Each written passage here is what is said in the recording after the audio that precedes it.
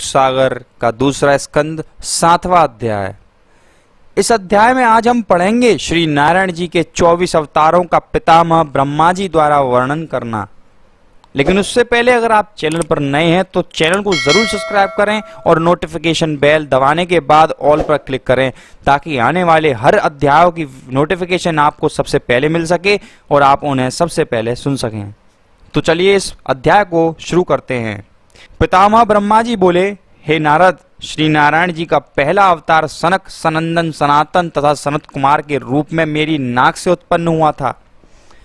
वे प्रभु ऋषि का रूप धारण कर सदा भगवत भजन में लीन रहते थे। उस तपस्या के फल से वे अनेक कल्प बीतने पर भी 5 साल की उम्र वाले ही बने रहते हैं। श्री नारायण जी ने दूसरा अवतार वाराह का ग्रहण किया था। उस अवतार को लेने का कारण यह था कि जिस वक्त श्री परम ब्रह्म प्रभु ने मुझे सृष्टि रचने की आज्ञा दी, उस वक्त मैंने कमल के पत्ते द्वारा पृथ्वी का निर्माण किया था। इस पृथ्वी को हिरण्याक्ष नामक दैत्य पाताल में उठा ले गया था। तब मैंने वैकुंठनाथ श्री नारायण जी से यह प्रार्थना की, हे प्रभु, पृथ्वी के बिना संसारी जीव कहाँ रहेंगे। उस समय श्री नारायण जी ने वाराह रूप धारण कर पाताल में जा हिरण्याक्ष का वध कर दिया और पृथ्वी जल से बाहर निकालकर उसे अपनी महिमा से स्थिर किया। यह पृथ्वी कर्मों का फल देने वाली है। जो प्राणी जैसा शुभ अशुभ कर्म करता है उसका वैसा ही फल प्राप्त करता है। श्री प्रभु ने तीसरा अवतार यज्ञ पुरुष का धारण किया तथा संसारी राजाओं को यज्ञ करने की विधि बताकर कृतार्थ किया। श्री भगवान का चौथा अवतार हयग्रीव रूप में उत्पन्न हुआ है। उस वक्त उन्होंने वेद शास्त्र चुरा ले जाने वाले मधुकैटभ नामक असुर को पाताल में जाकर मारा और उसे वेद लाकर मुझे दिया।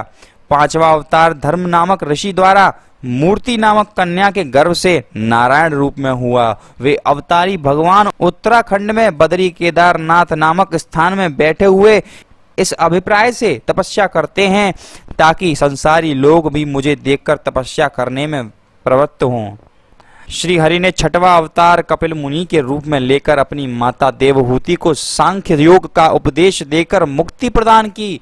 7वां अवतार दत्तात्रेय के रूप में लेकर राजा यदु को ज्ञानोपदेश दिया, जिसके प्रताप से वह मुक्ति पद को प्राप्त हुआ। दत्तात्रेय जी ने अपने 24 गुरु बनाए थे। परम ब्रह्म परमेश्वर का 8वां अवतार ऋषभदेव हैं। उन्होंने जगत में जैन धर्म का प्रचार किया।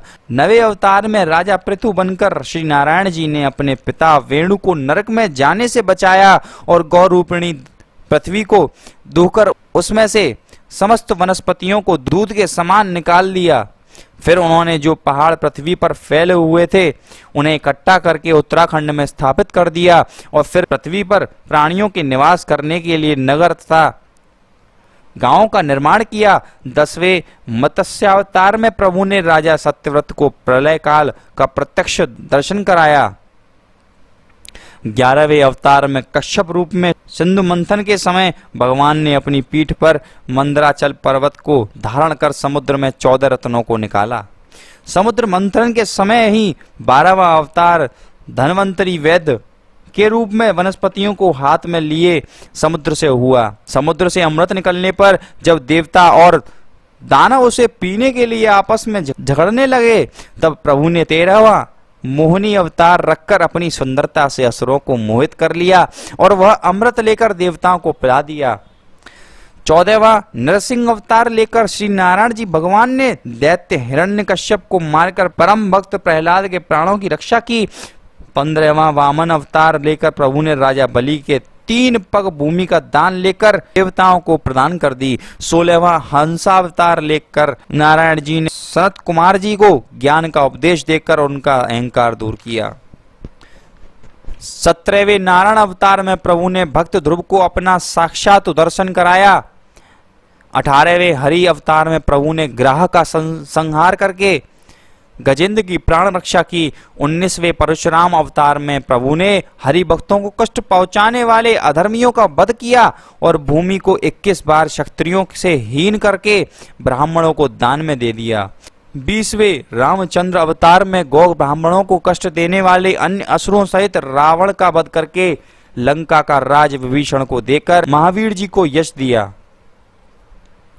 21वें वेद व्यास अवतार में सांसारिक जीवों को संसार सागर से पार करने के लिए वेद के 4 भाग कर दिए और महाभारत तथा अन्य सहस्त्र पुराणों का निर्माण किया।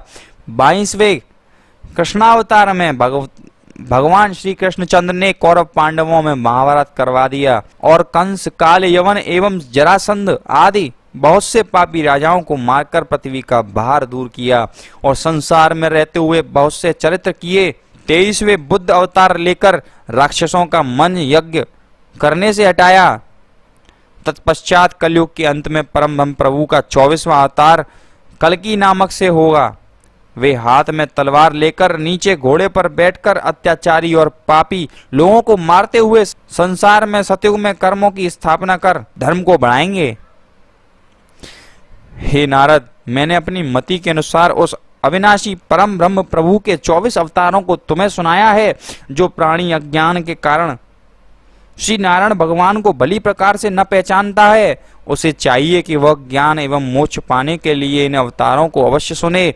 जो ज्ञानी मनुष्य सब प्राणियों में एकमात्र भगवान त्रिलोकीनाथ को ही प्रकाशित देखता है, उसे ब्रह्म ज्ञानी एवं आवागमन से मुक्त जानना चाहिए। हे नारद, मैं संसार को उत्पन्न करता हूँ, विष्णु भगवान उसका पालन करते हैं और शंकर जी सबका श्रृंगार करते हैं।